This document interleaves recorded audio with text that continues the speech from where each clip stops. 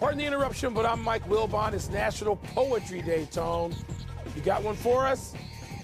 I'm Tony Kornheiser. Of course I do. Roses are red, so much is for naught. The Bulls haven't won since that half-court shot. Now, I know that Norton shot don't exactly rhyme, but you get the idea, right? You get the idea. But they've lost 2 games since then, and they got popped at OKC last night, but everybody gets popped against OKC, and that's just going to happen. Last 15 games, the Bulls are better than any of us dreamed. And it doesn't mean much, but, you know, I feel better about them.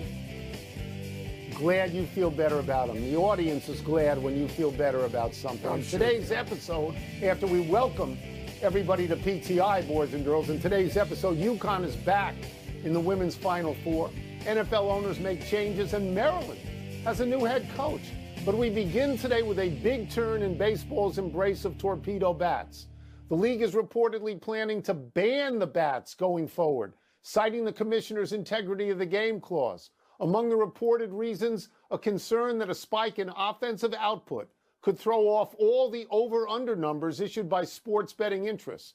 Wilbon, baseball backed the bats just 2 days ago. Is it doing the right thing by reconsidering? No. Tony, this is so overreactionary. I mean, baseball just never seems to get it right. Look, there were only 7 hitters last year who hit 300 in the major leagues. 7. That's a crazy low. Batting averages overall way down. They've done all these things to actually, unlike the trend in most sports, take offense away, right?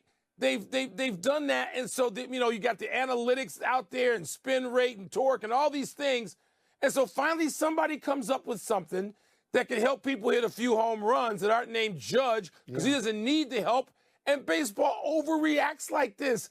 Tony, this is insane.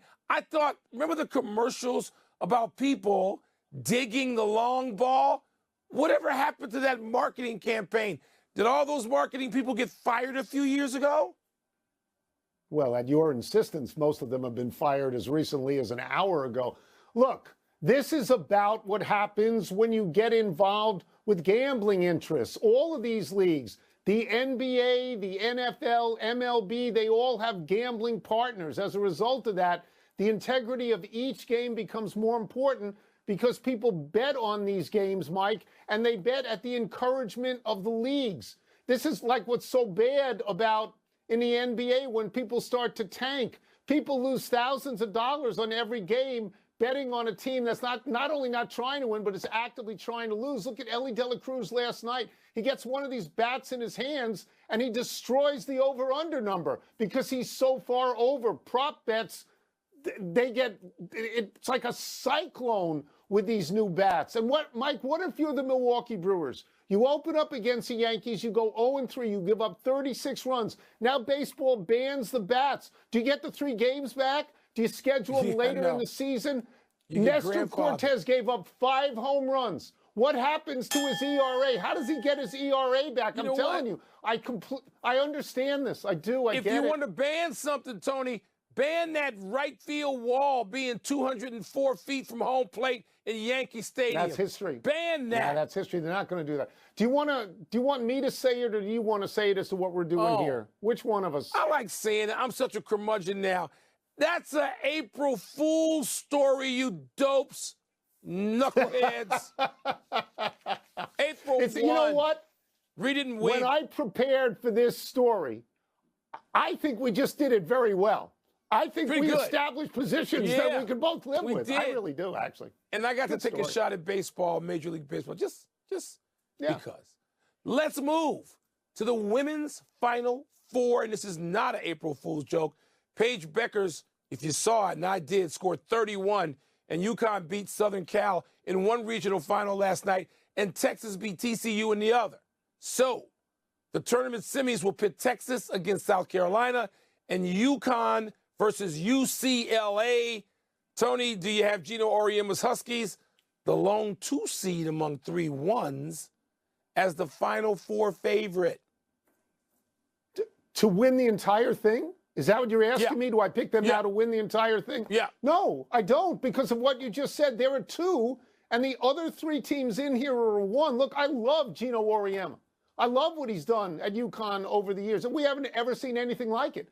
He's been to 24 Final Fours. John Wooden only went to 12. Gino's been to 16 of the last 17 Final Fours. It's absolutely remarkable. But I'm going to tell you something, Mike. I was stunned this morning when I learned that UConn was either a 7.5 or an 8.5 point favorite over UCLA in the next game. I mean, I couldn't believe that. UCLA is the overall #1 seed. UCLA only lost to one team all year. It's twice, but only one team, USC with Juju Watkins. Okay? And then UCLA beat USC with Juju Watkins. Connecticut just beat USC without Juju Watkins and lost to them with Juju Watkins. So I am amazed. What did UCLA do to become the underdog in this particular game? Well, Tony, UConn looks like a steamroller again. It's less about what UCLA did or has done or not done than what UConn is doing, Paige Beckers specifically, and AZ Fudd and their freshman big. I mean, UConn looks like the monster on the block, but I don't have them as a favorite. I got the defending national champs as favorites. I got South Carolina as the favorite. South Carolina, Dawn Staley's teams have been to 5 consecutive Final Fours. They've won 3 since Gino's won. So as great as Gino's machine has been, and you did not overstate it by one bit, South Carolina's been every bit of that, and they got the incentive of having been clocked already this season by UConn. That would be some game if they play each other in the final. Paige Beckers is a great, great player. I see that. But doesn't UCLA, what does UConn do about Lauren Betts, who's averaging 23 and 9 and shooting 75% from the field in the tournament? Well, Mike, but she struggled against quick defenders. I would love to see Connecticut win this thing because I have great respect for them. But I don't see UCLA as a walkover at all. No. Let's move. Listen, I am rooting, of course, for UCLA, and they are no walkover. But no, they're not. UConn is going to be the favorite in that game. You knew it coming in. But wait till we get a line. If we get the matchup of South Carolina, the other USC, they don't like that down in Gamecockville, versus UConn. Let's move to NFL rule changes and not rule changes. The biggest news is that the Tush Push has been tabled. Our friend Mark Maskey of the Washington Post reports that 16 teams want to ban it, but you need 24. In actual changes, both teams will get the ball in overtime, so an opening drive touchdown won't automatically win the game, and touchbacks on kickoffs will go out to the 35-yard line next season, not the 30, in an attempt to discourage kicking off into the end zone. Wilbon, where do you want to start? You know, I guess with the tweaks to things that actually we know about, so few kicks have been returned the last couple of years, even though it went from 22%, which is really low, up to like 33%. And I know there are people now in that room on that committee that believe it could go up to 60%. I don't believe that. Maybe 40, but even 40 would be an improvement on, Tony, a play that you and I have always thought is the most exciting play in professional football. Just like taken away, it's gone. And, but I like the tinkering with overtime. I was okay with the way it was, but I'm okay with this too. And the Tush Push, I'm just sort of disappointed that there's enough momentum to even get 16 teams to say, yeah, we ought to get rid of this or, seriously consider it. And they're just going to table it for a while to the next meetings in May. Disappointed in that. But I'm okay with the other 2 changes that just sort of tinker around the edges. Anything that can bring more kick returns back, I'm in favor of. Yeah, I'm going to track over what you're saying. I love the